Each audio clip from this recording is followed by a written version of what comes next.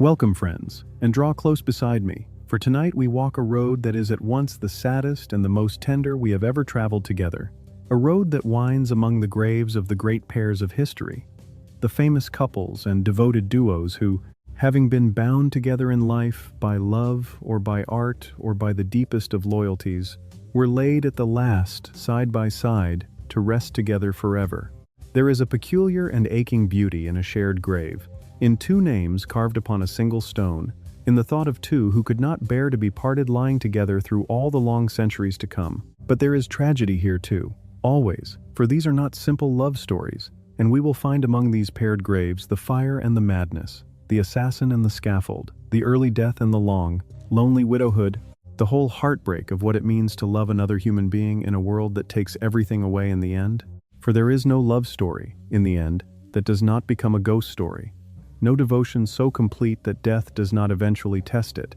And the graves we visit tonight are the monuments to that testing. The places where love and death have met and where love, in its stubborn way, has had the final word, insisting through a shared stone and a carved and hopeful phrase that the parting is not forever. Some of these pairs were bound by marriage, some by the deeper accidents of blood or art, but all of them chose, or were chosen, to lie together at the last, and there is a comfort in that, even amid the sorrow, a defiance of the loneliness that death imposes. We will visit 15 of these pairs across the whole of our journey, 30 souls in all, 15 tonight and 15 more a little further on, wandering from the great cemeteries of Paris to a quiet churchyard in Maryland, from the mausoleums of Hollywood to the resting places of murdered kings and queens. You will notice, as we walk, that a shared grave can mean many things. Sometimes it is the final fulfillment of a great love, two souls who chose to lie together and whose stone declares them together again. Sometimes it is a reunion, long delayed, one partner waiting decades in the earth for the other to come at last. And sometimes it is the quiet, unbearable aftermath of catastrophe. A wife laid beside the husband whose murder she witnessed, a queen beside the consort whose death unmade her. In every case there is love, and in every case there is loss. For to be buried beside someone is, after all, only possible because one of you has had to bury the other first. That is the tender sorrow that hangs over all these paired and peaceful graves. So take my arm, and lower your voice, and let us go gently among the lovers and the partners who lie together still. So take my arm, and lower your voice, and let us go gently among the lovers and the partners who lie together still. Let us begin in a small Catholic churchyard in Rockville, Maryland, at a modest grave that holds two of the most glittering and most tragic figures of the Jazz Age. And let us speak first of the man, F. Scott Fitzgerald. Fitzgerald was the golden voice of an entire era, the dazzling young novelist who gave the Roaring Twenties its very name and its most beautiful and haunting portrait, the author of a slender masterpiece about longing and loss that is now beloved around the world as perhaps the great American novel. But the golden boy's life curdled into tragedy, for the fame and the wild living and the drink consumed him. His work fell out of fashion, and he died believing himself a failure and a has-been, felled by a heart attack at just 44, in the Hollywood apartment of the woman he had turned to at the end. He had written, wistfully, of his wish that one day he and his Zelda might rest together beneath a single stone, and so, in time, they did. He had risen like a rocket, publishing his first novel at just 23, and becoming, overnight, the dazzling spokesman for a gilded and reckless generation, rich and famous and married to the beautiful girl he had chased across 2 states, the very embodiment of the glamour he wrote about. He and Zelda burned through the 1920s in a blaze of parties and champagne and transatlantic crossings, the golden couple of the age. But the blaze consumed them both, and as the decade of excess gave way to the gray years of the Depression, Fitzgerald found his fortunes collapsing, his wife descending into madness, and his own gift drowning in alcohol. He spent his final years grinding out screenplays in Hollywood to pay for Zelda's hospital bills, sober and hard-working at the last but broken in health and spirit, convinced the world had forgotten him. He was wrong about that, for his reputation would soar after his death to heights he never dreamed of, but he did not live to see it. There is a poignant fittingness in the modest little churchyard where he lies, so far from the glamour of the world he chronicled, and a deeper poignancy still in the fact that he was at first refused burial here, judged too lapsed a Catholic for the family plot, and laid instead in a plainer cemetery down the road until decades later his daughter won the right to move her parents to this hallowed ground. The single stone he shares with Zelda is carved with the last aching line of his masterpiece, about boats borne ceaselessly back into the past. Words that seem to speak of his own life, forever reaching toward a golden vanished dream. He had wished aloud, years before the end, that he and Zelda might one day snuggle together under a stone in some quiet graveyard, and called it a happy thought, not a melancholy one. In the end, and against every obstacle, that wish was granted, and the golden couple of a golden age lie together at last. To stand at that plain stone today, reading the shimmering final words of Gatsby carved beneath their two names, is to feel the whole ache of the American dream he wrote about, the beauty and the loss of it, gathered into a single quiet grave. He rests here now, the poet of the jazz age, beside the wife who was his muse and his ruin. And beside him, sharing that single stone, lies Zelda Fitzgerald, his wife, his muse, and in her own right, one of the most fascinating and heartbreaking figures of her age. Zelda was the original flapper, a dazzling, reckless, brilliant Southern beauty whose wit and wildness enchanted her husband and inspired the heroines of his greatest work, so much so that he lifted whole passages from her diaries and letters, a borrowing that would sting her for the rest of her life.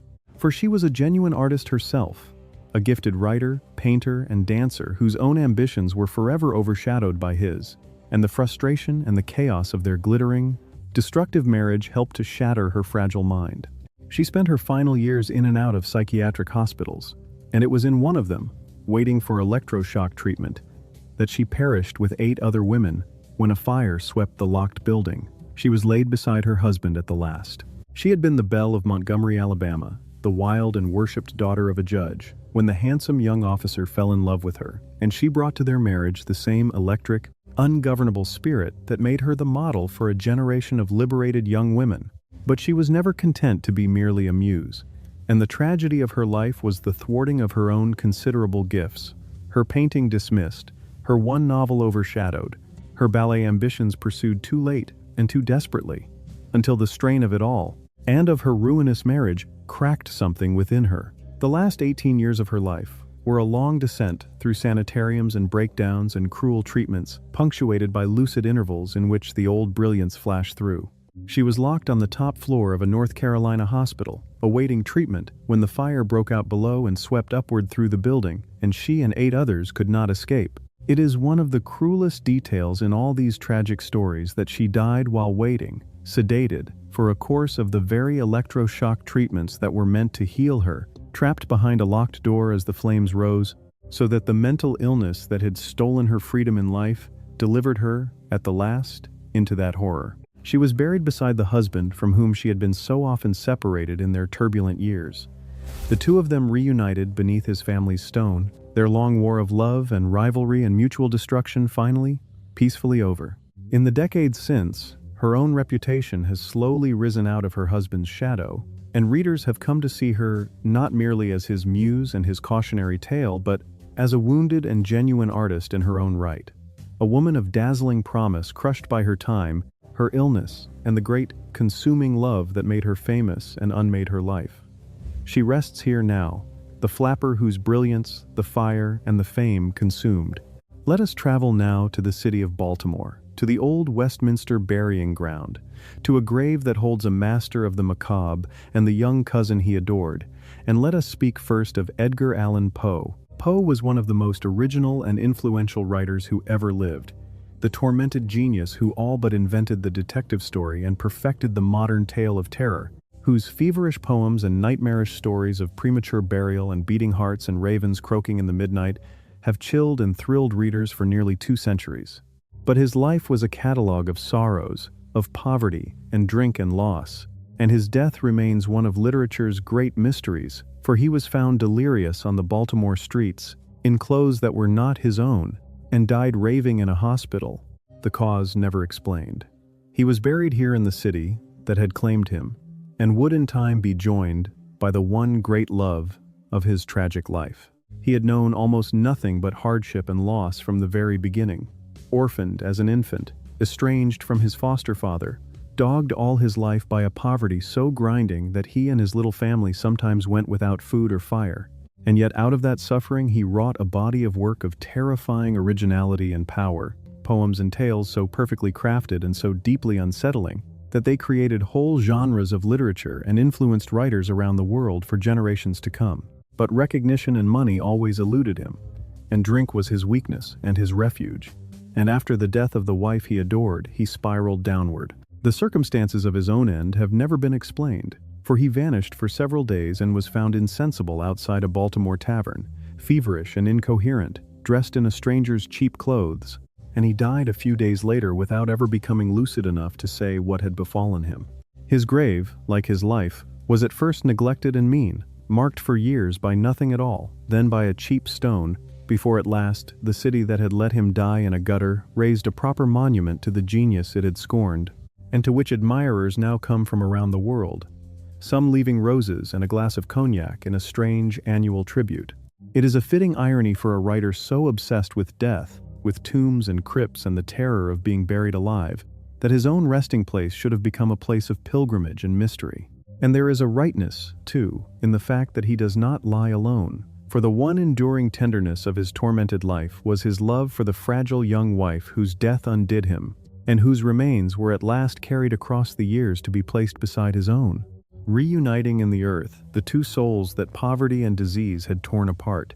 To this day no one knows for certain what killed him, and the mystery of those lost final days has become part of his dark legend, as though the great chronicler of the strange and the terrible had arranged one last riddle for the world to puzzle over.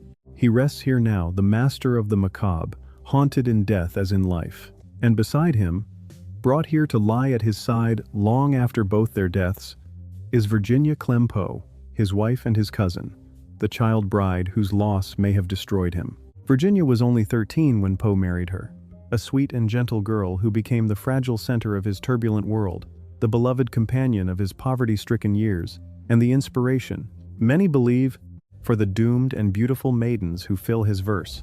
But she was desperately frail, and while singing one evening at the piano, she suffered a hemorrhage of the lungs, the first sign of the tuberculosis that would slowly kill her over 5 agonizing years, as her husband looked on, helpless and half-mad with grief and poverty.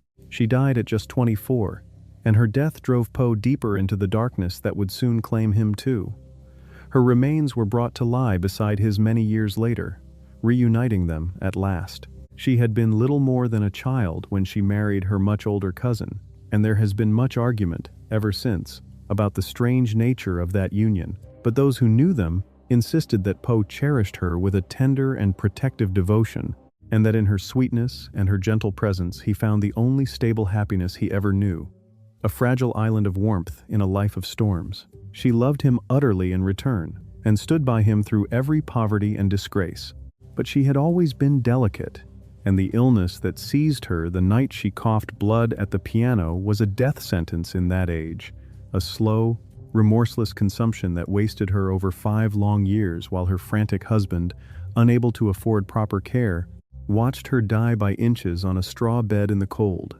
Her lingering death, and his helplessness before it, tortured him beyond bearing and haunts the poems he wrote in those years. She was 24 when she died. Her story is threaded, unmistakably, through the greatest of her husband's poems, in the beautiful dying maidens and the lost Lenores and the beloveds mourned beyond the grave, so that in a sense she is present in some of the most famous verses in the English language, immortalized by the grief her death caused.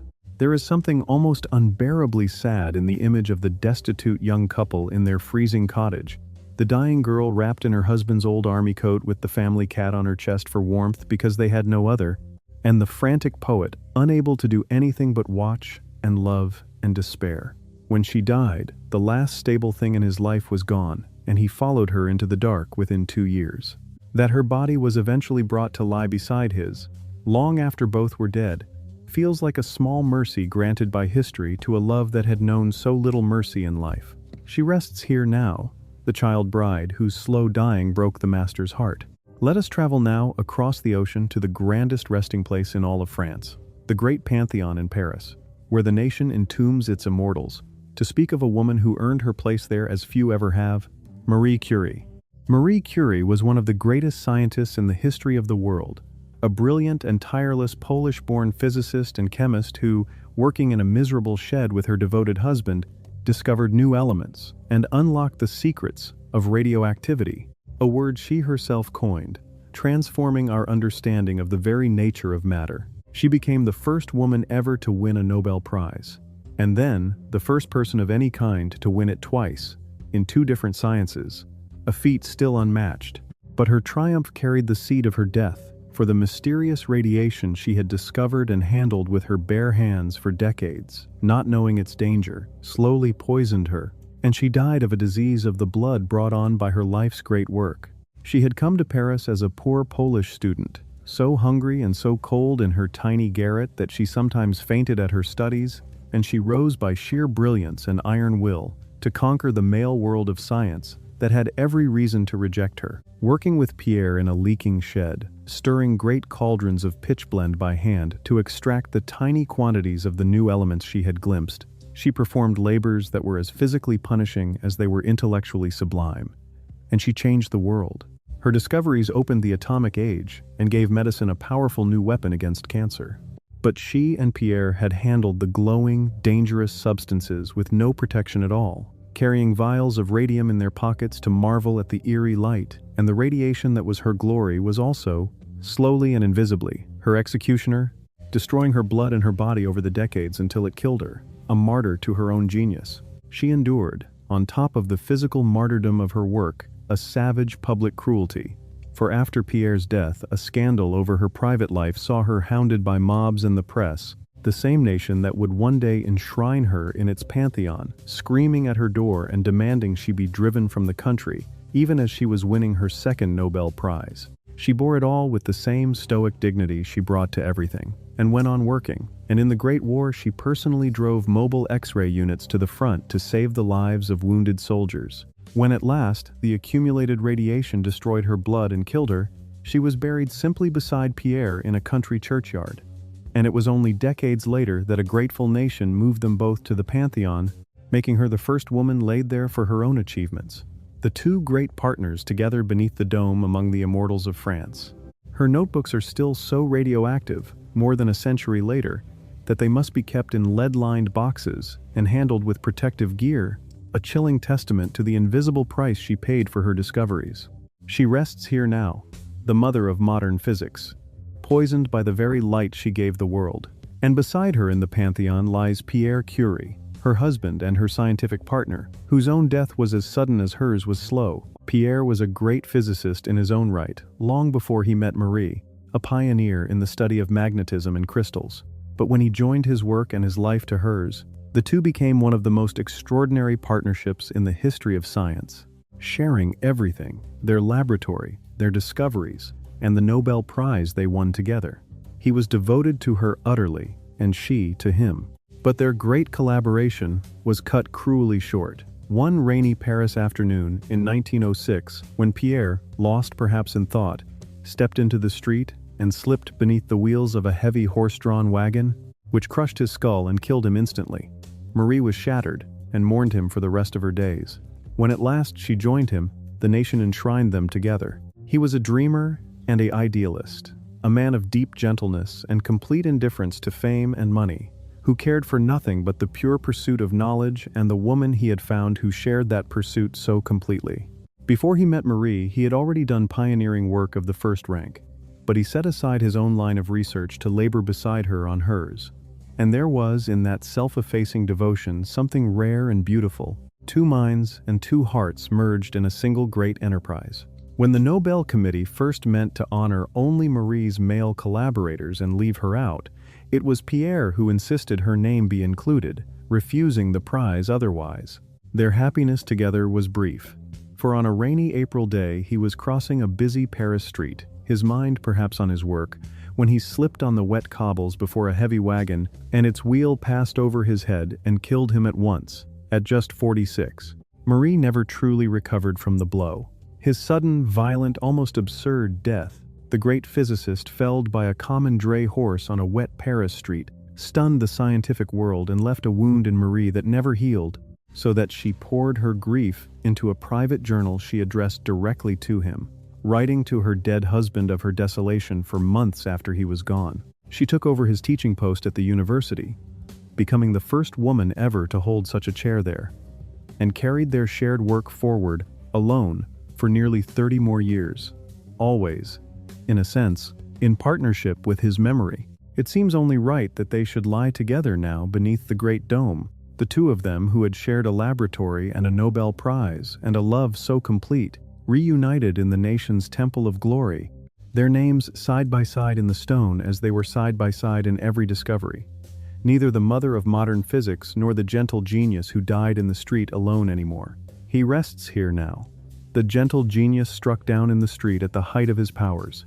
Let us travel now to the old cemetery of the German city of Bonn, to a grave beneath the lindens that holds two of the greatest musicians of the Romantic age, and let us speak first of Robert Schumann. Schumann was a composer of exquisite genius, a poet in music whose passionate, dreaming piano works and songs poured out of a soul of rare sensitivity and imagination, and who stood at the very heart of the Romantic movement in music. But that same feverish sensitivity was bound up with a terrible affliction. For Schumann was haunted all his life by mental illness, by crushing depressions and by voices and visions that grew ever more tormenting, until one winter night he threw himself into the icy river Rhine in a fit of despair. He was rescued, but he asked to be taken to an asylum. And there, in the shadow of madness, refusing at the end to eat, he died 2 years later, having been allowed to see his beloved wife only once in all that time. He had wanted, in his youth, to be a great concert pianist, but an injury to his hand turned him instead to composition, and the world gained one of its most beloved composers, a man whose music seems to speak directly from one sensitive soul to another, full of poetry and yearning and a quicksilver play of moods. He was also a generous champion of other musicians, the first to hail the young genius of several who would become giants themselves. But the moods that gave his music its depth were the outward sign of a profound instability, and as he aged, the depressions deepened and the auditory hallucinations grew unbearable.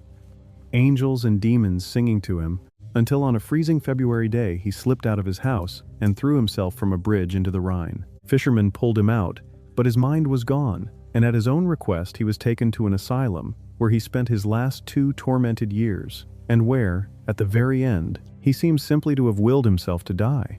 His music has never lost its hold on the world, for there is in it a directness and a warmth of feeling, a sense of a beautiful soul confiding its deepest joys and sorrows, that speaks to listeners as intimately today as it did in his own time, so that his songs and piano pieces remain among the most beloved in all of music.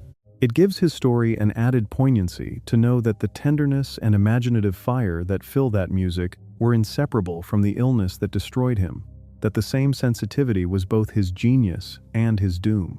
In his last asylum years he was allowed almost no visitors, and was kept even from his beloved Clara until the very end, when she was summoned as he lay dying and he seemed to know her and to try to embrace her one last time. He was buried in Bonn, and she would eventually come to lie beside him, so that the couple whose marriage her father had fought so hard to prevent would rest together through all eternity. His asylum years remain among the most heartbreaking chapters in the history of music. The great composer's mind slowly consumed while the world he had enriched carried on without him, and his devoted wife kept away until the very end. He rests here now, the tender genius, the darkness of his own mind, destroyed. And beside him lies Clara Schumann, his wife, one of the greatest musicians of the entire 19th century in her own right. Clara was a child prodigy who grew into the most celebrated female pianist of her age, a dazzling virtuosa who toured all Europe to adoring crowds, and was also a gifted composer, and her marriage to Robert, won only after a bitter legal battle against her domineering father, was one of the great musical love stories. But it brought her more than her share of sorrow, for she bore the burden of Robert's illness and his confinement, raised their many children largely alone, and outlived not only her tormented husband but 4 of her own children. For 40 years after Robert's death, she kept his music alive before the world, the faithful guardian of his genius. Before at last, she was laid to rest beside him. She had been trained from earliest childhood by a tyrannical father who made her into one of the wonders of the musical world, a touring virtuosa of international fame before she was out of her teens, and when she fell in love with her father's brilliant young student, That same father fought the match with such ferocity that the young couple had to sue in court for the right to marry. Their union, so hard-won, was passionate and productive and sorrowful in equal measure, blessed with 8 children and burdened with poverty, illness, and at last the horror of Robert's madness. Through it all, she was the family's rock and its breadwinner. And after his death, she devoted the remaining 40 years of her life, with unwavering fidelity, to performing and championing his music, ensuring that the world would never forget him. She was one of the greatest artists of her century. And yet she poured her later life into the service of her lost husband's genius, before joining him beneath the lindens of Bonn. Her own compositions, long neglected, have in recent years been rediscovered and celebrated, revealing that the world lost a major composer to the demands of her husband's career and her family's needs, for she largely set aside her own creative voice to serve his, a sacrifice typical of the women of her age and no less tragic for being typical. She was, besides, one of the most important concert artists of the century, the woman who did more than anyone to establish the very idea of the serious recital and who kept her husband's difficult, glorious music before a sometimes indifferent public until the world came round to recognizing his greatness. She never remarried, though she lived 40 years, a widow, devoting herself to her children, her art, and the memory of the man she had loved since girlhood, and to a deep, lifelong friendship with another great composer who adored her. At the last, she was laid beside Robert beneath the lindens, guardian of his flame to the end. She rests here now, the great pianist who guarded her husband's flame for 40 lonely years. Let us travel now to the Royal Mausoleum at Frogmore, in the grounds of Windsor, to a grave that holds a queen and the consort she mourned for half her life. And let us speak first of Prince Albert. Albert was the beloved consort of Queen Victoria, a serious, brilliant, high-minded German prince who became the great love of the Queen's life and her most trusted advisor, guiding the throne with wisdom and shaping the culture of his adopted nation as few royal consorts ever have. Theirs was a genuine and passionate love match, and together they had 9 children and set the very model of devoted family life for their age. But in 1861, at only 42, Albert fell ill and died, of typhoid fever, it was said, and his death destroyed the Queen. He had come to England as a minor German prince, distrusted at first as a foreign upstart, and had won over a suspicious nation through the sheer force of his intelligence, his seriousness, and his tireless devotion to the public good, championing science and industry and the arts, masterminding a great international exhibition that dazzled the world, and quietly steadying the throne with his wise counsel. Above all, he was the beloved husband of the young Queen, who had proposed to him, as protocol required, and who worshipped him with an ardor that never cooled through more than 20 years of marriage and 9 children. He drove himself relentlessly in the service of his adopted country, and it may have been that overwork that lowered his defenses when the fever struck him in the cold December of 1861. He was only 42 when he died, with the stricken Queen at his side, and his death was, for her, the end of all happiness. The full measure of his importance was scarcely grasped until he was gone, for he had labored quietly behind the throne, and much of what he built, the great museums and institutions, the modernizing of the monarchy, the very image of respectable royal family life that would define the age, was his doing far more than the world knew. He had worn himself out in that ceaseless work, and when the fever took hold, his exhausted body could not resist it. His death at 42 left the Queen not merely bereaved but almost unhinged with grief, convinced that she could not go on, that her own life was effectively over. She commanded that everything be kept exactly as he had left it, and threw herself into building the great mausoleum where he would lie and where, she was determined, she would one day join him. His early death is the hinge on which her long reign turned, dividing the vibrant young Queen from the shrouded widow she became. So complete was the Queen's devotion that she would build for him this exquisite mausoleum and reserve, from the first, the place beside him where she too would one day lie, planning their eternal reunion even in the depths of her fresh grief. He rests here now, the prince whose loss plunged a queen and an empire into 40 years of mourning. And beside him in the great mausoleum he designed lies Queen Victoria herself, who ruled the mightiest empire on earth and yet could not rule her own broken heart. Victoria was one of the most powerful monarchs in history, the woman who gave her name to an entire age of industry and empire, a formidable queen who reigned for more than 60 years over a quarter of the globe. But she was, above all, a woman who loved her husband beyond all reason. And when Albert died, she was utterly destroyed by grief, withdrawing almost entirely from public life for years, wearing black for the rest of her days, and keeping his rooms exactly as he had left them, his clothes laid out and hot water brought each morning, for decades, as though he might return at any moment. For 40 long years she mourned him, the widow of Windsor, before at last she died and was laid beside him in the tomb she had built for them both, dressed, by her command, in her wedding veil. She had come to the throne as a girl of 18 and would reign longer than any English monarch before her, presiding over an age of such power and expansion that a quarter of the human race called her their queen, her very name a byword for an entire era of history. She was formidable, stubborn, and shrewd, every inch a sovereign. But beneath the crown, she was a woman of volcanic emotion, and the great fact of her inner life was her consuming love for her husband, so that when he died she simply broke, disappearing from public view for years, so absent that there was talk of abolishing the monarchy altogether. She never stopped mourning him, wearing widow's black for the remaining 40 years of her life, sleeping with his nightshirt in her arms, having his shaving water brought each morning to the room she kept as a shrine. When at last she died, she was buried beside him in the mausoleum they had planned together, her wedding veil upon her face.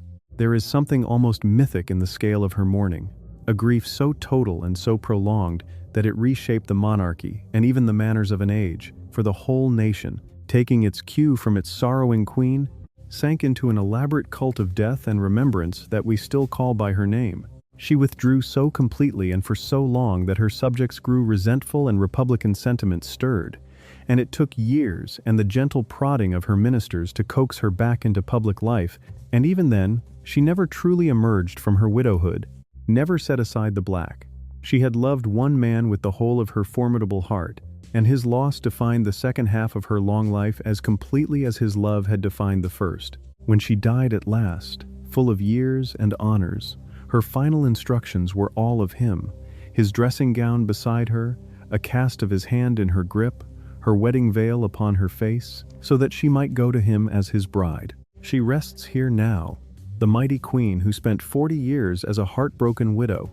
Let us travel now to the Forest Lawn Memorial Park in Glendale, California, to the great marble mausoleum of the stars, to speak first of one of the most brilliant and tragic figures Hollywood ever produced, Irving Thalberg. Thalberg was the legendary boy wonder of the movies, a frail and brilliant young man who, while still in his 20s, became the head of production at the greatest studio in the world and shaped the very art of the motion picture, supervising a string of classics with a taste and genius that made him a living legend, the model for the doomed producer in Fitzgerald's final novel. But Thalberg had been born with a damaged heart, and told since childhood that he would not live to be 30. He drove himself with a desperate urgency, as though racing his own death. The prophecy was nearly right, for he died of pneumonia at just 37, at the very height of his powers, plunging Hollywood into mourning. He was a phenomenon the likes of which Hollywood had never seen. A slight, soft-spoken, sickly young man who by his mid-20s was running production at the mightiest studio in the world, overseeing every detail of dozens of films a year with a taste, a story sense, and a perfectionism that earned him the awe of everyone around him and shaped the golden age of the movies. He preferred to work without screen credit, believing that a man's worth need not be advertised, and yet his influence was everywhere, in the polish and prestige of the era's greatest pictures. But the shadow over his brilliance was the weak heart he had been born with, and the doctor's grim prophecy that he would not see 30 drove him to work at a furious, unsustainable pace, as though he could outrun his fate by sheer accomplishment. He nearly did. But a bout of pneumonia proved too much for his failing heart, and he died at just 37, mourned as the greatest talent of his generation. There was a haunting, almost unbearable poignancy to the way he lived. This frail young man racing against the death he had been promised since boyhood, cramming into a handful of years a body of achievement that might have filled several long careers, and doing it with a modesty and a devotion to quality that set him apart in a town built on ego and greed. His colleagues revered him, his rivals feared him, and the greatest stars of the age submitted to his judgment because they knew it was almost always right. When the end came, exactly as the doctors had foretold, only a little later than they had feared. The studio he had built shut down in mourning, and the whole of Hollywood grieved as for a fallen prince. He was laid in the great marble mausoleum, and in time the wife who had reigned beside him would come to share his crypt, the golden couple of the studio's golden age reunited in the cold and quiet marble at the last. There is no sadder embodiment of the fragility of genius than this brilliant young man, who reshaped an entire art form and then was gone before he reached 40, exactly as he had always known he would be. He rests here now, the boy wonder who always knew his brilliant life would be a short one. And beside him lies Norma Shearer, his wife, the luminous and ambitious actress who was one of the reigning queens of the early sound era. Shearer was a great star, a determined and gifted woman who clawed her way to the top and, with her powerful husband's guidance, became one of the most celebrated leading ladies at the studio he ran, winning an Academy Award and the adoration of millions in a string of glamorous, sophisticated dramas. She and Thalberg were Hollywood royalty, the golden couple at the summit of the movie world, but when he died so young, something in her seemed to die too. And though she carried on for a few more years, she retired from the screen not long after, unable, it seemed, to go on without him at the center of her world. She lived on for decades in his shadow and was buried at his side at the last. She had willed herself into stardom through a determination as fierce as any in Hollywood. A Canadian girl with a slight cast in one eye and no great natural advantages who studied and schemed and worked until she had made herself into one of the most glamorous and accomplished leading ladies of her day, winning an Academy Award and reigning as one of the queens of the studio her husband ran. It helped, of course, to be married to the most powerful man on the lot, and there were those who whispered that he gave her the best roles. But she had the talent to justify them, and their marriage was a genuine and devoted one, the golden couple at the very pinnacle of the movie world. His sudden death shattered that world, and though she made a few more films, the heart had gone out of her career, and she retired young, living on for nearly half a century in quiet, wealthy seclusion, the long-widowed queen of a vanished court, before being laid to rest beside the king she had lost so early. Her devotion to his memory shaped the whole long second act of her life, for she had loved not only the man but the world he had given her, the reign at the summit of Hollywood, and when he died, that world collapsed as surely as it had for the widowed Queen of England we have already visited. Another woman undone by the early loss of the husband who had been the center of everything. She made a few more pictures, some of them fine, but the fire had gone out, and she chose to walk away while she was still young and beautiful, retreating into a long, comfortable, but essentially haunted seclusion. She outlived him by nearly half a century, an almost incomprehensible span. The glamorous star of a vanished era growing old in quiet rooms, faithful in her fashion to the boy wonder she had lost. And when at last her own long life ended, she was brought to the great mausoleum to lie beside him, the queen restored at last to her king. She rests here now, the queen of the lot who lost her king too soon. Let us travel now, elsewhere in that same vast cemetery, to a quiet crypt that holds one of the greatest comedy partnerships in history, a team that was also a marriage. And let us speak first of George Burns.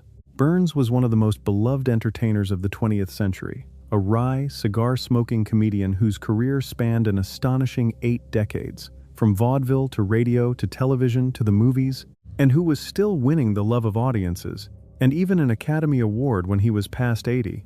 But the making of him was his partnership with the wife he adored, and he always said, with perfect humility, that she was the one with the talent, and that he had merely been lucky enough to marry her. When she died, he was inconsolable, and he visited her grave every month for the rest of his long life, talking to her, telling her his news.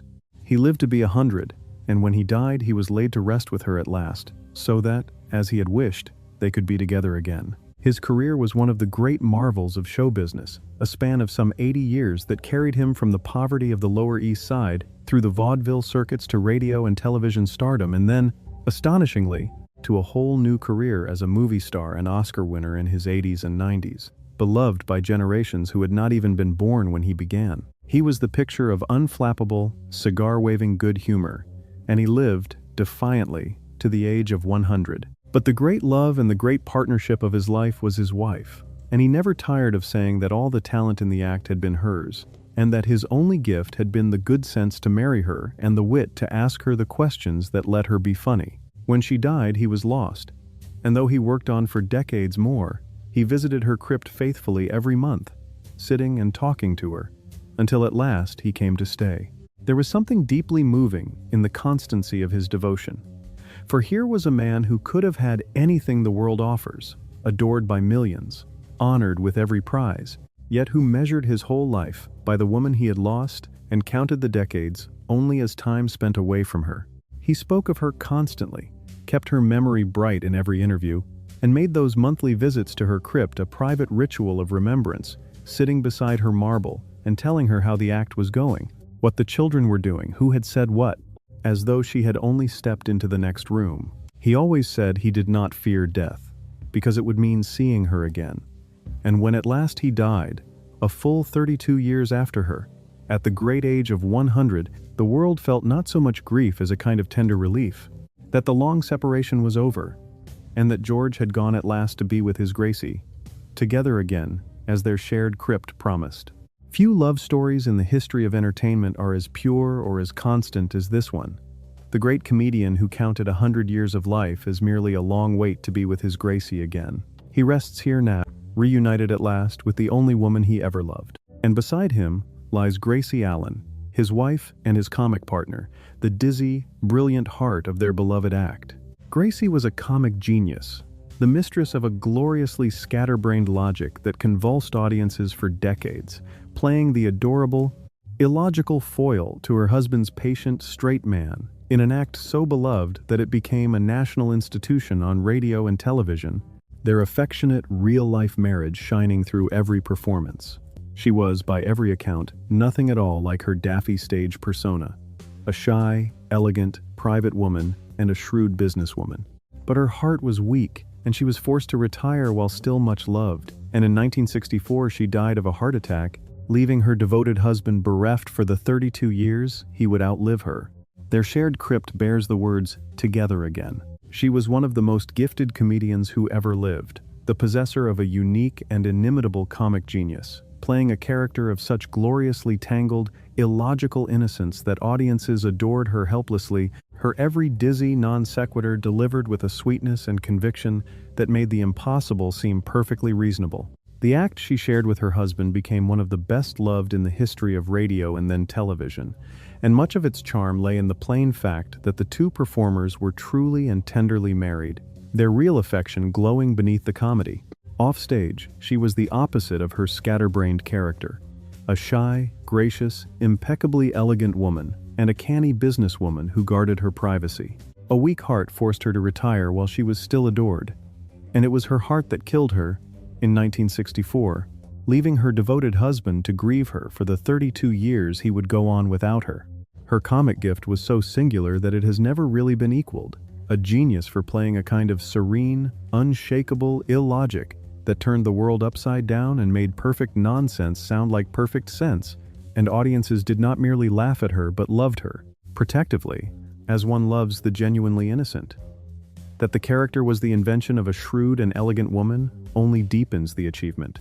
But the truest source of the act's warmth was the real marriage beneath it, the plain fact that these two people adored each other, and that adoration glowed through every exchange, so that audiences were let in, week after week, on the happiness of a real and loving home. Her early retirement, forced by her failing heart, and then her death at only 59, robbed her husband of that home and left him to carry on alone for more than 3 decades, faithful to her memory, until he could at last lie down beside her beneath the words that promised they would be together again.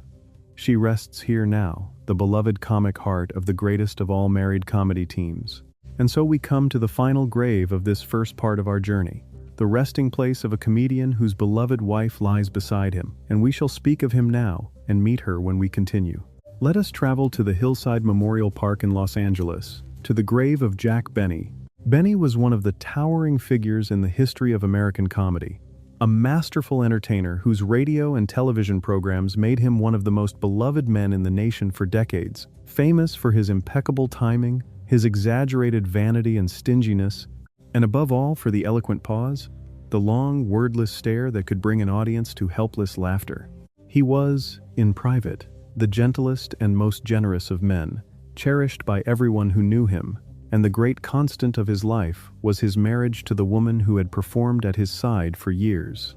When Benny died of cancer in 1974, the whole nation grieved.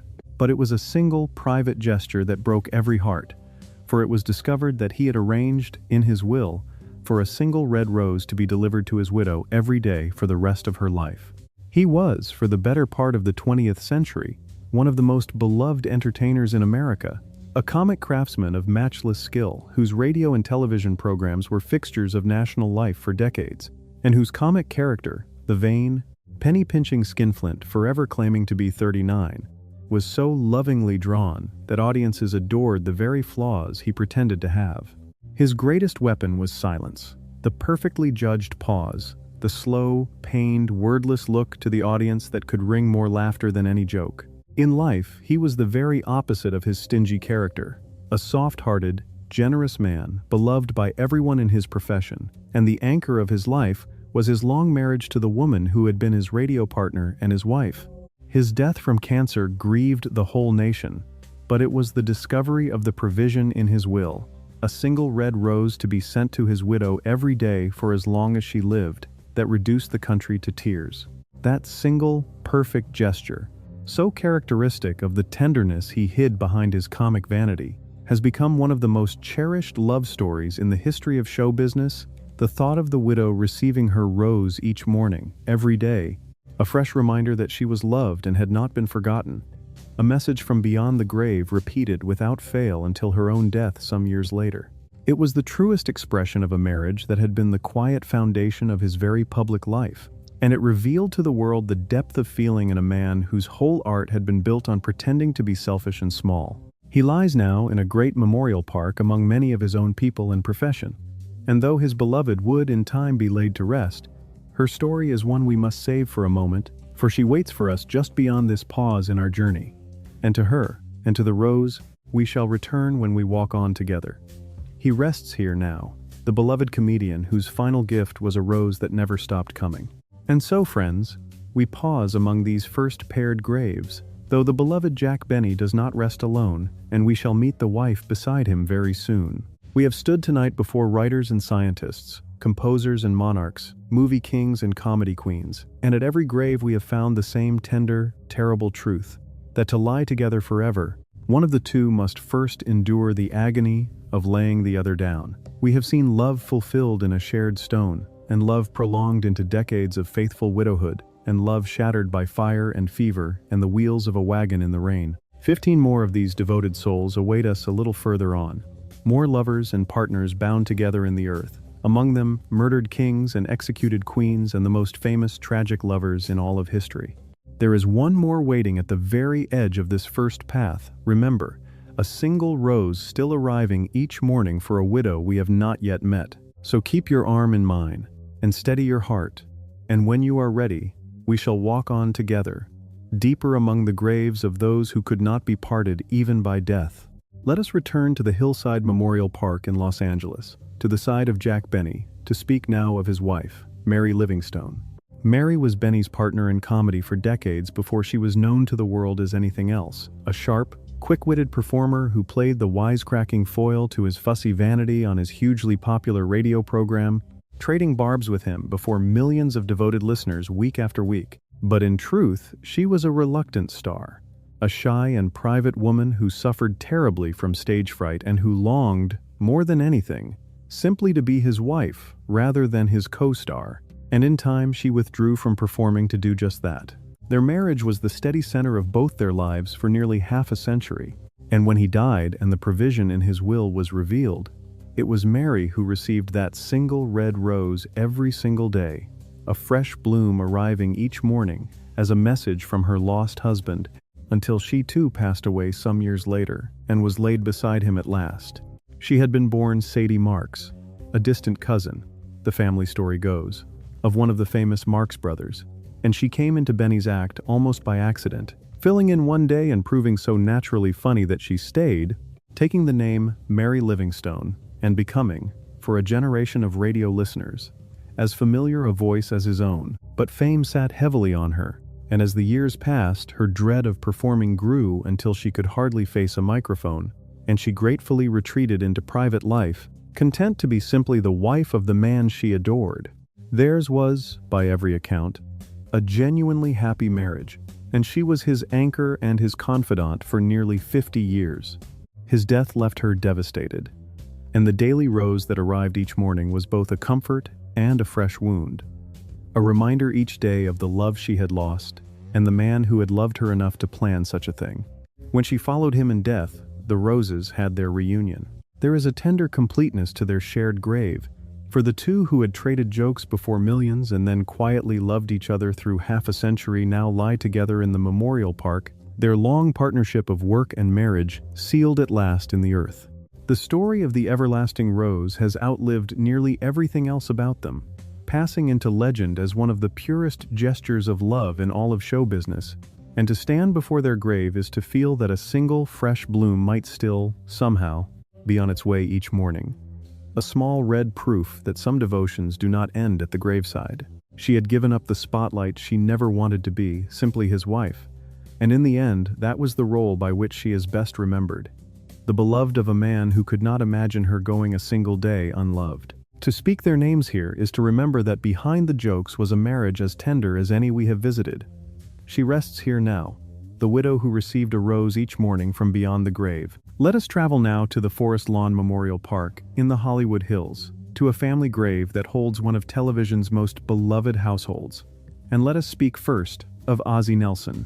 Ozzie was a gifted bandleader and a pioneering figure in the early days of television, but he achieved a very particular kind of immortality as the genial, sweater-clad father of the longest-running situation comedy in the history of American television, a gentle show in which he and his real wife and their two real sons played idealized versions of themselves for an astonishing 14 years, becoming the very image of the perfect American family for a whole generation. He controlled every aspect of the show, writing and directing and producing it, pouring his whole life into the portrait of domestic happiness. He worked almost to the end, dying of cancer in 1975. But behind the sunny television family lay heartache to come. For this grave would gather sorrows that no one watching those wholesome episodes could ever have foreseen. He had been a remarkable man long before television made him a symbol of fatherhood, a star athlete in his youth, a successful band leader in the swing era, and one of the shrewdest and most hardworking figures in early broadcasting, a perfectionist who understood the new medium better than almost anyone. When he created the show that would define him, he made the daring choice to blur the line between fiction and reality entirely, casting his own wife and his own two sons as themselves, filming in a set built to resemble their actual home, so that America watched a real family grow up together across 14 seasons. It was a portrait of a gentle, sunny, untroubled domestic life, and it made the Nelsons the most famous family in the country. That the real family behind that idealized image would one day be visited by genuine and terrible tragedy is one of the quiet ironies of television history, a darkness waiting just beyond the frame of all those wholesome, smiling episodes. His grave in the Hollywood Hills gathers his whole family to it, the sunny television patriarch lying with the wife who played his wife and, in time, the son who had grown up before the cameras, so that the real family and the fictional one are folded together in the earth as they were on the screen. There is something poignant in that gathering, in the way the idealized household he created for the nation became, in death, a real family plot marked by real loss. He had spent his life crafting an image of untroubled domestic happiness, and he did not live to see the worst of the sorrows that would visit the people behind that image, dying a decade before the plane crash that would take his boy. He lies now at the center of the family he made famous, the gentle father of the most wholesome household in America, keeping watch, as it were, over the griefs he was spared. He lies at the head of the family he made famous. The sunny patriarch spared the darkest of the sorrows to come. He rests here now, the gentle television father whose real family would know real grief. And beside him lies Harriet Nelson, his wife on the screen and in life, the warm and steady heart of that famous household. Harriet had been a singer and actress in her own right, performing with Ozzie's band before they married, and she brought a genuine grace and warmth to her role as the ideal wife and mother, so beloved that for millions of Americans she simply was the perfect mom, week after week for 14 years. She outlived her husband by nearly 2 decades. But those decades brought her the deepest grief a mother can know for her son Ricky, who had grown up before the eyes of the nation on The Family Show and become one of the biggest teen idols and rock and roll stars in the country, died in a fiery plane crash on the last day of 1985 at just 45. When Harriet died in 1994, she was laid to rest with her husband and with that beloved lost son. She had been a genuine talent in her own right before she ever played the world's most famous housewife, a band singer and a capable actress who gave up a promising individual career to become half of a family act, and she brought to the role of the ideal mother a warmth and a naturalness that could not be faked, so that audiences did not merely watch her but loved her as they might love their own mothers. For 14 years, she was the reassuring center of that television home. But no television script could have prepared her for the real sorrow that lay ahead. For her younger son Ricky, who had grown from a small boy into a teen idol and a genuine rock and roll pioneer before the eyes of the whole nation, was killed when his tour plane caught fire and crashed on the last day of the year.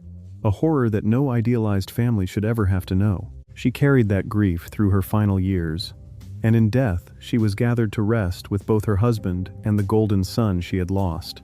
There is no crueler reversal of the natural order than for a mother to bury her child, and hers is the grave where that particular sorrow is written plainly, for she lies with the golden son who should have outlived her by decades, the teen idol whose fiery death on the last day of a year robbed her of the boy the whole nation had watched her raise.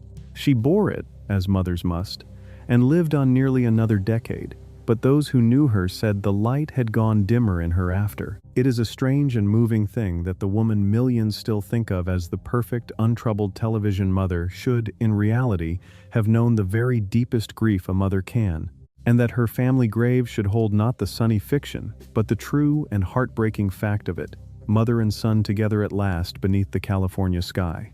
Mother and son rest together now beneath the California sky. The grief, no script foretold, written plainly in the stone. She rests here now, the perfect television mother who buried her rock and roll son. Let us travel now to the Sunset Hills Memorial Park in Apple Valley, California, out on the edge of the high desert they loved, to speak first of the king of the cowboys, Roy Rogers. Rogers was one of the most beloved figures in the history of American entertainment, the singing cowboy who, astride his golden horse, became the idol of countless children through decades of films and television, a genuine hero to a generation who thrilled to his adventures and cherished his simple code of decency and courage. With his wife at his side, he built an entertainment empire and a devoted following that has never entirely faded.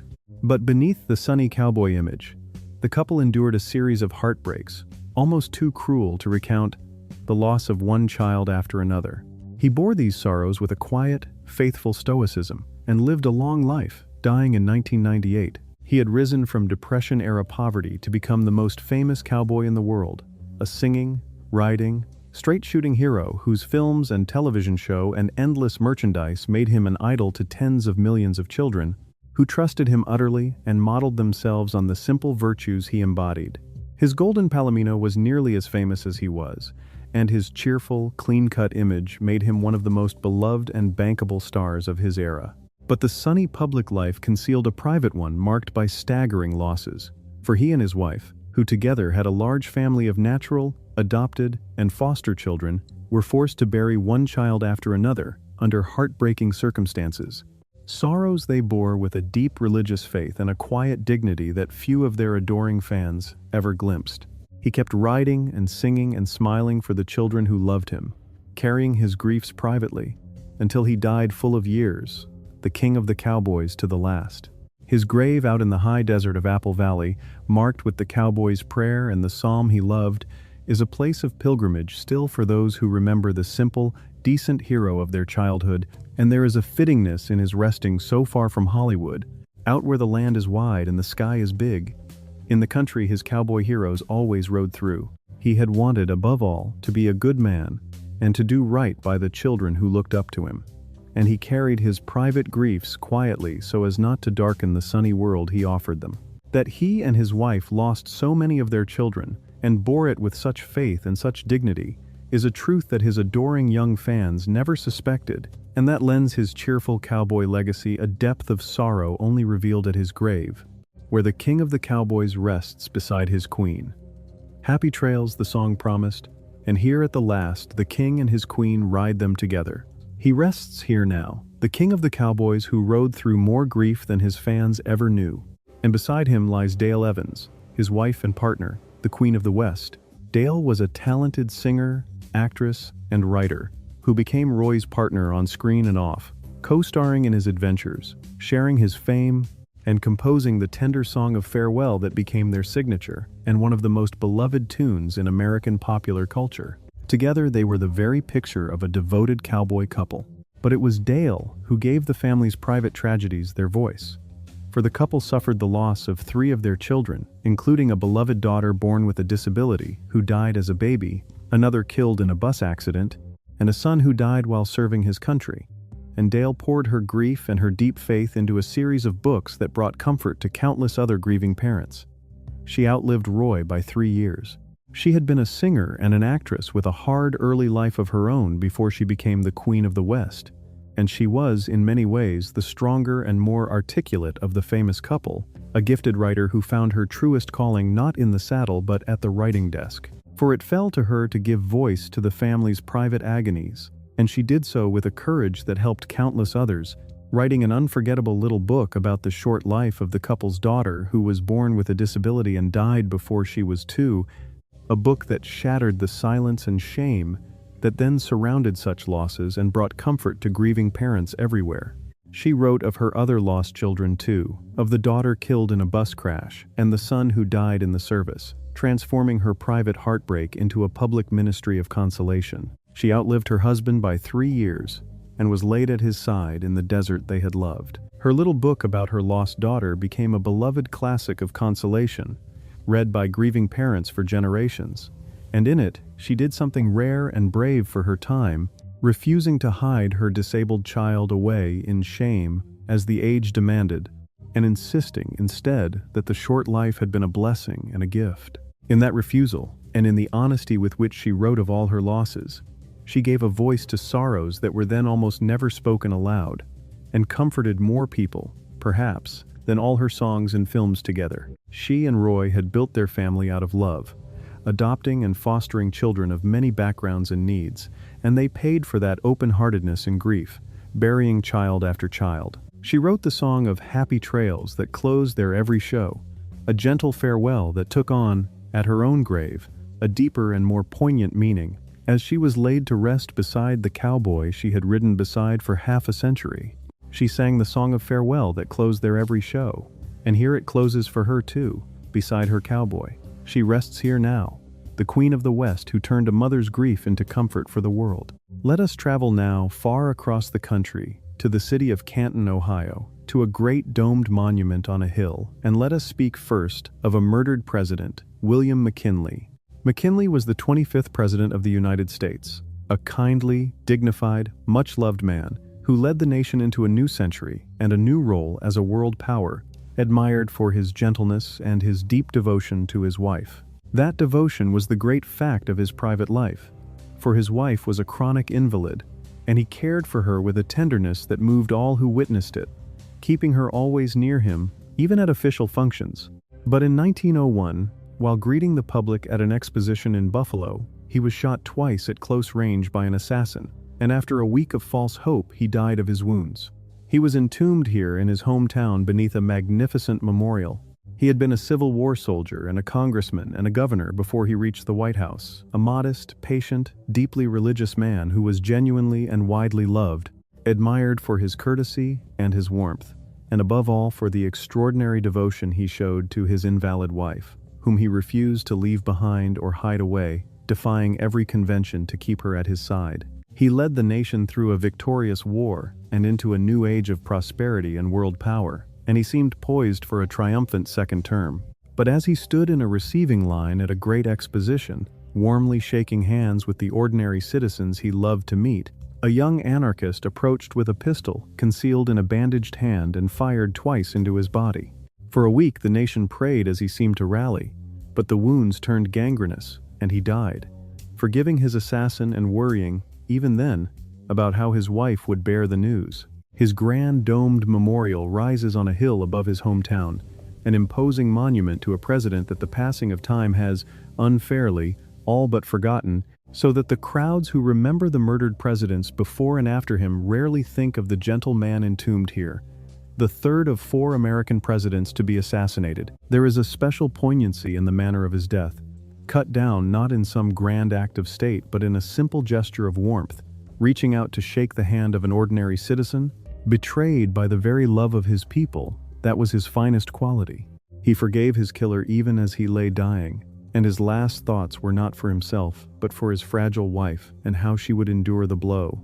He was entombed here with great ceremony, and would in time be joined by that beloved wife and by the 2 little daughters they had buried so many years before, the whole small family reunited beneath the dome. His grand memorial stands nearly forgotten now, a monument to a kindly man the years have too quickly passed by. He rests here now, the gentle president struck down in a moment of kindness to a stranger. And beside him lies Ida Saxton McKinley, the wife he had cherished so tenderly. Ida had been a bright and vivacious young woman when they married, but a series of catastrophes shattered her health, for within a few years she lost her mother, and then both of her small daughters, her only children, and the grief and a subsequent illness left her a lifelong invalid, prone to seizures and dependent entirely upon her devoted husband. He never wavered in his care for her through all their years together. After his assassination, she was inconsolable, and in her remaining years she made almost daily visits to the receiving vault where his body lay until she too died and was placed beside him. And beside the 2 little daughters they had lost so long before, her life was a chronicle of loss so relentless that it broke her health and nearly her mind. For the vivacious, intelligent young woman who had married the rising politician was struck, in the space of a few years, by the death of her mother, and then by the deaths of both of her little daughters, one after the other, catastrophes that plunged her into a grief from which she never recovered, and that seemed to trigger the epilepsy that made her an invalid for the rest of her days. Through it all, her husband cared for her with a tenderness that became legendary, arranging his whole life around her needs, seating her beside him at state dinners so he could tend to her seizures himself. When he was murdered, the one fixed point of her shattered world was gone, and she spent her remaining years in mourning, visiting his tomb almost daily, until she was at last laid to rest beside him, and beside the 2 small daughters whose deaths had broken her so long before. Her story is one of the most sorrowful of any woman who ever served as First Lady, a life defined almost entirely by loss and illness, and yet illuminated throughout by the extraordinary devotion of the husband who refused, against all the customs of the age, to set her aside.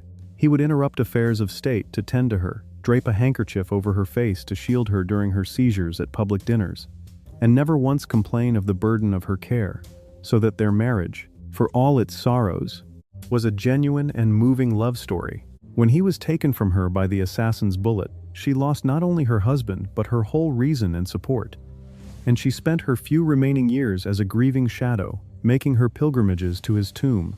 That she now lies beside him at last, and beside the 2 small daughters whose deaths had shattered her so young, is the reunion her broken heart had longed for through all those final, lonely years. The whole small family lies together at last beneath the dome, the reunion her broken heart had ached for. She rests here now, the grieving invalid reunited with her devoted husband and her lost little girls. Let us travel now to the city of Springfield, Illinois, to the great tomb that holds the most revered of all American presidents, and let us speak first of Abraham Lincoln. Lincoln was the towering figure of American history, the rail-splitter turned president who held the Union together through its bloodiest trial and struck the shackles from millions of the enslaved, a man of profound melancholy, wisdom, and moral courage whose words still form the very conscience of his nation. But his reward for saving his country was to be murdered for it, shot in the back of the head as he watched a play, just days after the war he had won at last came to its end, dying the next morning without ever regaining consciousness. The first American president to be assassinated. His body was carried by a long, slow, grieving train across the country to be buried here in the Illinois town he had called home. He had come from nothing, a poor and largely self-taught frontier boy who rose by sheer force of intellect and character to the highest office in the land at the moment of its gravest peril, and who bore the almost unimaginable burden of the Civil War with a wisdom, a humanity, and a melancholy grandeur that have made him, for the world, the very model of what a leader should be. He held the fracturing nation together, freed millions from bondage, and framed the meaning of the terrible struggle in words of such simple power that they are carved in marble and learned by heart. And then, with the war won and peace at hand, at the very summit of his life's work, he was shot from behind by an assassin as he sat watching a comedy and died the next morning, his passing plunging the nation he had saved into an ocean of grief. His long funeral journey home became the greatest outpouring of public mourning the country had ever seen. His tomb in Springfield has become a place of secular pilgrimage, where visitors from around the world come to stand in the presence of the man who has come to embody the highest ideals of his nation. And there is a rightness in his lying here, in the prairie town where he practiced law and raised his family and rose to greatness, rather than in the capital where he was killed. The manner of his death, at the very moment of victory, with the long nightmare of the war finally ended and a magnanimous peace on his lips, lent his life the shape of tragedy in the oldest and grandest sense. The hero struck down at the summit and transformed him almost at once from a controversial wartime leader into a martyr and a myth. He does not lie alone in the great tomb, for gathered around him are the wife who shared his burdens and 3 of the 4 sons they lost. The sorrowing family united in the Illinois earth beneath the tall granite shaft. He does not lie alone, but with the wife and sons whose sorrows he had shared, gathered beneath the tall granite shaft. He rests here now, the great emancipator murdered at the very hour of his triumph. And beside him lies Mary Todd Lincoln, his wife, one of the most tragic figures ever to occupy her position. Mary had been an ambitious, cultured, high-strung Kentucky belle who married the awkward country lawyer against her family's wishes, believing in his greatness before the world did, and she suffered with him through all the agonies of the White House years and the war. But hers was a life of almost unrelenting sorrow, for she watched 3 of her 4 beloved sons die, one in the White House itself, and then, seated beside her husband, holding his hand, she saw him shot dead before her eyes.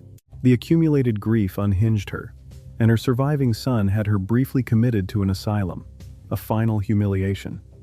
She died broken and alone, and was laid to rest in the tomb with her husband and her lost boys.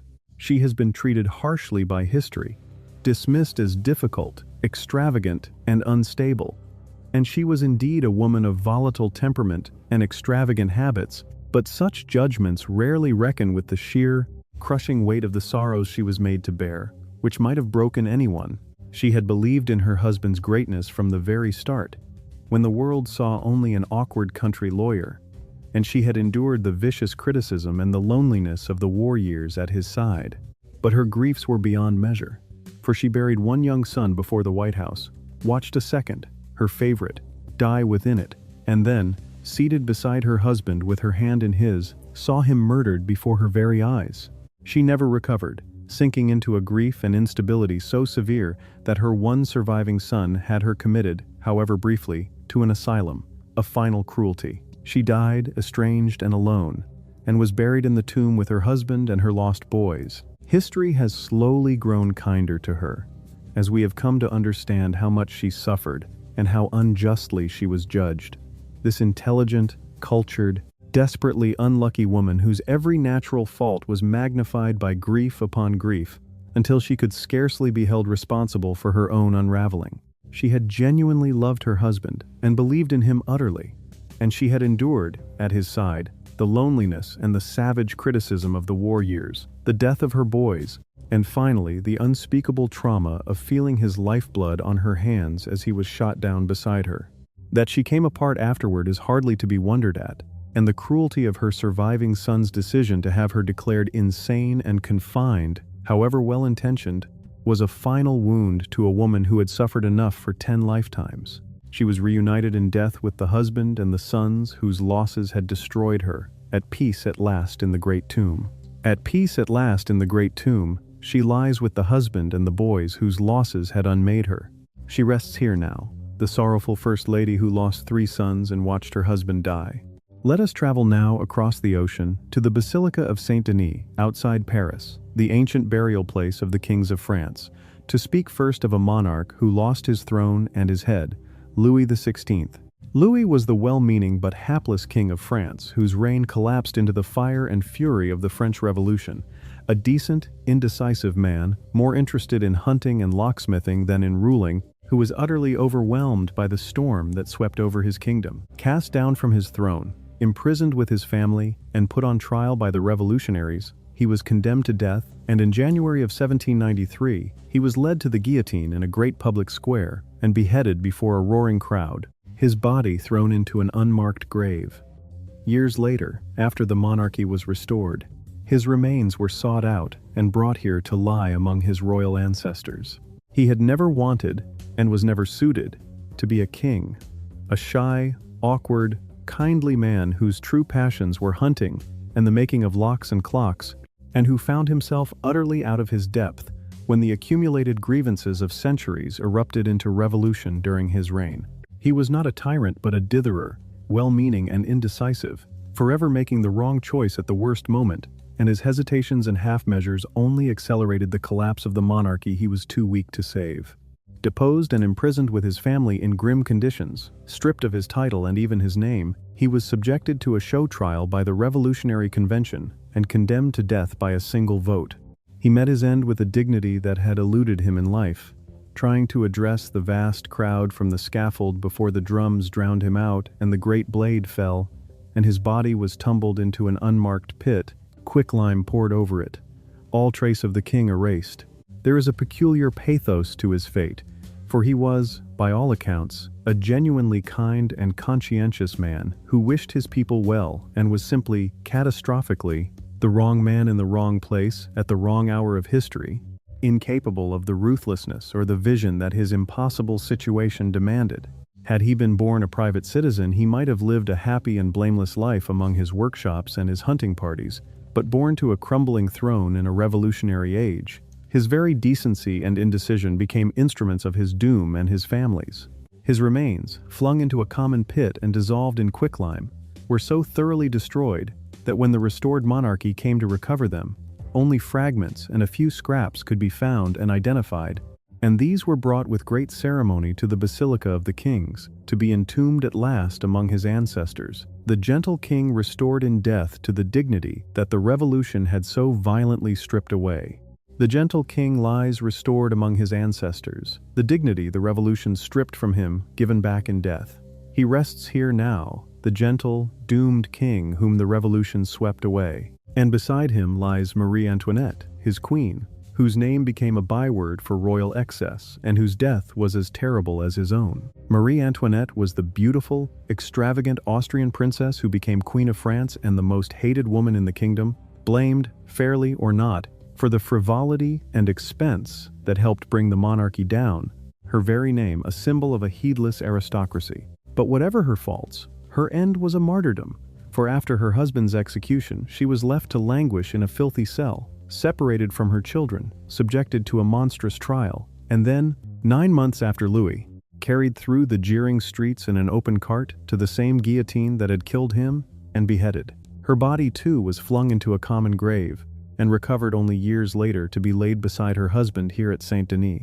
She had come to France as a girl of 14, a pawn in the marriage diplomacy of empires, and she never truly understood, or was understood, by the people she was meant to reign over, retreating into a private world of pleasure and luxury and favorites that, in a time of hunger and rising anger, made her the perfect symbol of everything the people had come to hate, so that she was blamed for crimes and follies far beyond her actual sins.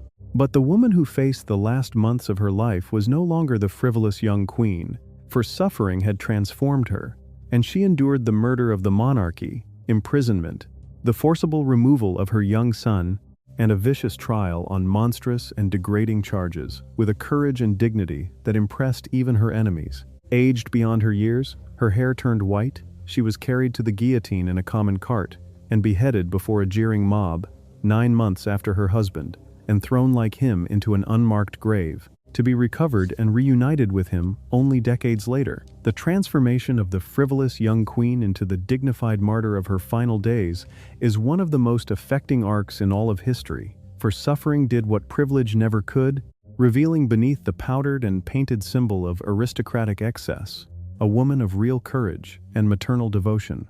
Torn from her children, humiliated in a cell, put on trial upon charges so vile that even the revolutionary crowd fell briefly silent when she appealed to them as a mother, she met her death with a composure that shamed her tormentors, apologizing to the executioner when she accidentally stepped on his foot upon mounting the scaffold. Her body, like her husband's, was thrown into an unmarked grave and doused with lime, and recovered only decades later, when the two of them, king and queen, were carried together to the Basilica of Saint Denis to lie among the sovereigns of France, reunited in death as they had been in their terrible final year. King and queen lie together again at Saint Denis, reunited in death as they were bound in their terrible final year. She rests here now, the doomed queen who followed her husband to the scaffold and to the grave. Let us travel now to the city of St. Petersburg in Russia, to the great cathedral of Saints Peter and Paul, the burial place of the Russian emperors, to speak first of the last of them, Tsar Nicholas II. Nicholas was the final emperor of Russia, a gentle, devoted family man who was tragically ill-suited to the absolute power he had inherited, and whose weak and unlucky reign, beset by war and unrest, ended in the revolution that swept away the ancient monarchy forever. Forced to abdicate, he and his wife and their 5 children were taken prisoner by the revolutionaries and held under guard in increasing isolation and hardship. And then, on a July night in 1918, in the cellar of a house in a distant city, the entire family, the former Tsar, his wife, their 4 young daughters, and their sick young son, were murdered together by a firing squad, their bodies hidden in the forest. For decades their fate was uncertain, until at last their remains were found, identified, and, 80 years after the massacre, brought here to be entombed with honor among Nicholas's imperial ancestors.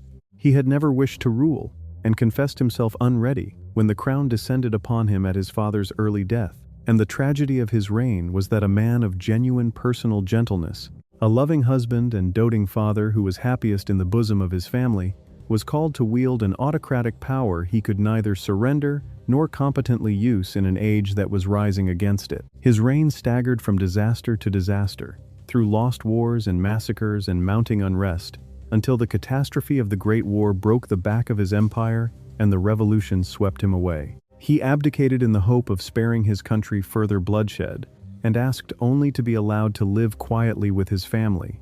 But the revolutionaries would not permit it, and after months of captivity, he and his wife, and all 5 of their children, were herded into a cellar in the dead of night, and shot and bayoneted to death together. The discovery, identification, and reburial of the murdered imperial family, some 80 years after that night in the cellar, was one of the great haunting stories of a later century. As the bones scattered in the forest were painstakingly recovered and matched to their names through the new science of genetics, so that the Tsar and his family could at last be laid to rest with honor and prayer in the cathedral where the emperors of Russia had been buried for 200 years. There is a terrible completeness to their story, an entire dynasty, an entire family, extinguished in a few minutes of gunfire in a squalid basement, and then, generations later, gathered up out of the anonymous earth and restored to their rightful place among their ancestors. He lies now where he was always meant to lie, the last of the Tsars, surrounded by the emperors who came before him, and beside the wife and, nearby, the children who died with him in the dark. He lies where he was always meant to lie, among the emperors of Russia, restored from the anonymous forest earth at last. He rests here now, the last of the Tsars, murdered with all his family in a cellar. And beside him lies Alexandra, his wife, the last empress of Russia, whose devotion to him and to their children was total, and whose tragic choices helped to doom them all. Alexandra was a German-born princess, and a granddaughter of the very Queen Victoria we visited earlier, and she loved her husband with an intense and possessive passion, but she was proud, reclusive, and disastrously stubborn, and her desperate reliance on a sinister holy man, who seemed able to ease her son's terrible illness, scandalized the nation, and helped to destroy what little faith remained in the throne. Yet whatever her errors, her end was one of unspeakable horror, for she died in that cellar beside her husband and her children, the whole family extinguished in a few minutes of gunfire. Her bones were scattered in the forest with theirs, and lost for generations, before being gathered at last and laid beside her husband in the imperial cathedral. She was a tragic figure long before the firing squad, a shy, intense, deeply religious woman transplanted into a court that never accepted her, and consumed above all by anguish over her only son, the heir, who suffered from the terrible bleeding disease she had unknowingly carried into the imperial line, an affliction that drove her to a desperate faith in the sinister peasant mystic, who alone seemed able to soothe the boy. That fatal reliance, and her proud, meddling interference in affairs of state during her husband's absence at the front, did immense damage to the crumbling monarchy and helped seal the family's doom. But whatever her disastrous misjudgments, nothing could warrant the horror of her end, cut down by gunfire in a squalid cellar beside the husband and the children who were her whole world, her body then defiled and hidden in the woods. Found and identified at last by the science of a later age, she was laid to rest beside her husband in the Cathedral of the Tsars. Hers is a story of love turned to catastrophe. For everything she did that helped to doom the monarchy, her retreat from a hostile court, her fatal reliance on the sinister mystic, her disastrous interference in government sprang ultimately from love, from her consuming devotion to her husband, and above all from her desperate maternal anguish over her dying son. She was not wicked but tragically misguided. A proud and frightened woman clinging to the one man who seemed able to keep her boy alive, and blind, in that clinging, to the ruin she was helping to bring upon them all. Whatever the verdict of history on her judgment, her end places her forever among the martyrs. For she died as she had lived, surrounded by her family, cut down beside her husband and her 5 children in that cellar, her body flung with theirs into a forest grave. Recovered and identified at last by a later age, she was brought to rest beside her husband in the imperial cathedral, the doomed empress home at last. The doomed empress is home at last beside her husband. Love and catastrophe alike laid to rest in the imperial cathedral. She rests here now, the doomed empress murdered beside her husband and her children. And so we come to the final grave of our long and sorrowful journey, and for it we travel to the most famous cemetery in the world, Père Lachaise in Paris, to the most celebrated tomb of lovers in all of history. And we shall speak first of the man, Peter Abelard. Abelard was one of the most brilliant minds of the Middle Ages, a dazzling and arrogant philosopher and teacher whose lectures drew students from across Europe until he fell in love with the gifted young woman he had been engaged to tutor, and she with him, in a passion that would destroy them both. For when their secret love was discovered, and a child born of it, the girl's enraged uncle sent men in the night to seize Abelard and mutilate him, castrating him in a savage act of vengeance. Broken and shamed, he became a monk and spent his remaining years in monasteries and hermitages, a great and tormented thinker to the end. He had been the intellectual superstar of his age, a philosopher and logician of such dazzling brilliance and such overweening arrogance that students flocked to him by the thousands, and rival scholars trembled before his debating skill, a man who seemed to have the whole world of learning at his feet. And then he agreed to tutor a gifted young woman in the house of her uncle, and the two fell into a consuming, secret love affair that produced a child and a clandestine marriage.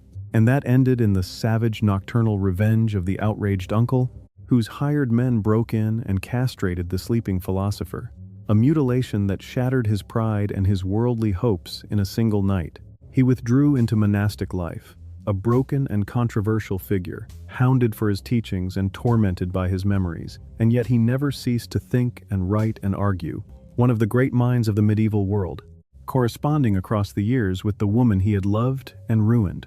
His is a story that has fascinated and moved the world for 800 years, the tale of the proudest intellect of his age brought low by love and by a savagery almost beyond belief, the brilliant teacher who had conquered every rival in debate, rendered helpless in a single night by the knives of hired men, and yet even that catastrophe could not silence his mind, for he went on thinking and writing and teaching from within the cloister, a controversial and combative figure to the last, condemned by councils and hounded by enemies, but never truly defeated, one of the fathers of the great intellectual awakening of his century.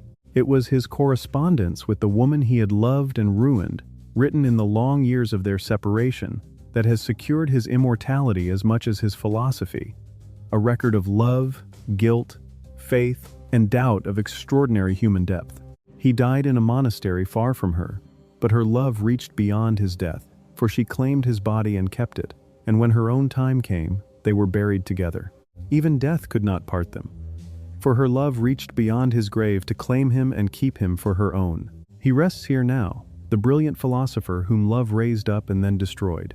And beside him, together with him through all the centuries since, lies Heloise, his student, his lover, and one of the most remarkable women of her age. Heloise was a young woman of extraordinary learning and intellect, celebrated for her brilliance even before she met the famous philosopher who became her tutor and then her lover, and her love for him was total and unwavering, surviving every catastrophe that befell them. After the horror that was done to him, she obeyed his wish and took the veil, becoming in time a renowned and revered abbess. But the letters she wrote to him across the years of their separation, letters of astonishing passion, honesty, and anguish, reveal a heart that never stopped loving him, that loved him more, perhaps, than she loved God himself. They were buried together at her wish, and centuries later their remains were brought here to Père-Lachaise, to lie beneath a single monument. She was, in her own right, one of the most extraordinary women of the entire Middle Ages, a scholar of rare gifts whose learning was celebrated even in her youth, and whose surviving letters reveal a mind and a heart of astonishing depth, honesty, and passion. Her love for the brilliant philosopher was the defining fact of her existence, absolute and unashamed, and she gave up everything for it, her reputation, her freedom, and at his wish, her very liberty, taking the veil while still young at his command, though she had no true religious vocation, doing it, she said, for love of him and not of God. She rose to become a respected and powerful abbess, admired throughout the church, but her letters to him across the long years of their separation burn with a love and a longing and a rebellious honesty that have moved readers for 8 centuries. At her request, she was buried with him, and their remains, carried at last to this great Parisian cemetery, lie together beneath a single canopy, the most famous lovers in the history of the dead. Across 8 centuries, her letters have never lost their power to astonish and move. For in an age that expected silence and submission from women, she wrote with a searing honesty about her own desire, her own doubt, and her own refusal to pretend a piety she did not feel, insisting that she had loved a man more than God and would rather be his companion than an empress, and could not repent of a love she still felt to be the truest thing in her life. She became, outwardly, a model abbess, wise and revered, but inwardly, her letters reveal, she remained faithful to her lost love to the end of her days. It was she who preserved his memory and his body, and she who asked to be buried with him, and the legend grew, cherished and retold for centuries, that when at last her own coffin was opened to place her beside him, the long-dead philosopher opened his arms to receive her. They lie now beneath a single stone canopy in Paris, the most famous lovers among all the dead, together, as she had always wished, forever. Beneath their single canopy in Paris they lie, the most famous lovers among all the dead, together as she always wished. It is a fittingly tender note on which to end our long walk, for of all the pairs we have visited, none longed so purely or waited so long to be together, and none reminds us more powerfully that the deepest love can outlast catastrophe, disgrace, separation, and even the grave itself. She rests here now, together at last and forever with the only man she ever loved. And so, dear friends, our long and tender walk among the devoted dead comes gently to its close. We have stood tonight before 15 pairs of lovers and partners, 30 souls who were bound together in life and who lie bound together still. And we have felt at every grave the strange and beautiful defiance of it, the way a shared stone and 2 names carved together seem to argue, against all the evidence, that love is somehow stronger than death.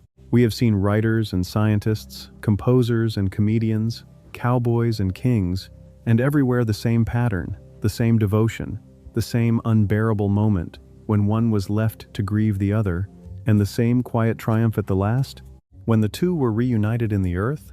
We began this journey with the observation that no love story escapes becoming, in time, a ghost story, and we have found it true at every grave, and yet we end not in despair but in a kind of hushed wonder, for there is something undeniably beautiful in the sight of 2 names weathering together on a single stone through the long centuries, keeping each other company in the dark. It is worth remembering, as we make our way toward the gate, that every one of these famous pairs was, beneath the fame, it is worth remembering, as we make our way toward the gate, that every one of these famous pairs was, beneath the fame, simply two people who loved each other and did not want to be parted. Exactly like the ordinary lovers who lie in every cemetery on earth. Exactly, perhaps, like some of us and those we love. Their graves are grander and their stories better known, but the love and the loss are the same, and the same hope is carved upon their stones as upon the humblest, that the parting is not forever, that somehow, somewhere, the beloved will be found again. There is a comfort to be found in these graves that we should not leave behind us as we go. For all the sorrow we have gathered tonight, the assassinations and the executions, the fires and the fevers, the murdered families and the mothers who buried their children, the final image of every single story was the same. Two souls reunited in the earth, laid side by side beneath a shared stone, together again. Death took everything from these lovers and partners, everything but the one thing they most wanted, which was not to be parted, and even that death granted them at the last, folding them back together into the ground. Perhaps that is the truest thing these tombs have to say to us, that love does not conquer death. Not really, for death comes for every love in the end, but that love answers death, insists upon itself, carves its two names into a single stone and declares, against all the evidence, that the story is not over, and the beloved is not gone for good. We cannot know if that hope is true, but standing among these faithful graves, it is very hard not to believe it, or at least to wish, with our whole hearts, that it might be so. Rest well then, all 30 of you, you who loved so deeply and lie together still, and may the devotion that outlasted your lives be honored by our remembering. And rest well to you, my companions, who walked this tender road beside me and did not turn away from either the love or the sorrow. Go and find the graves of your own beloved dead, if you can, and speak their names, and know that the love you carry for them is the very same love, no grander and no humbler, that fills every tomb we have visited on this long and tender road. Hold the ones you love a little closer tonight, for that, in the end, is the only lesson these paired graves have to teach. And until we walk together again, good night.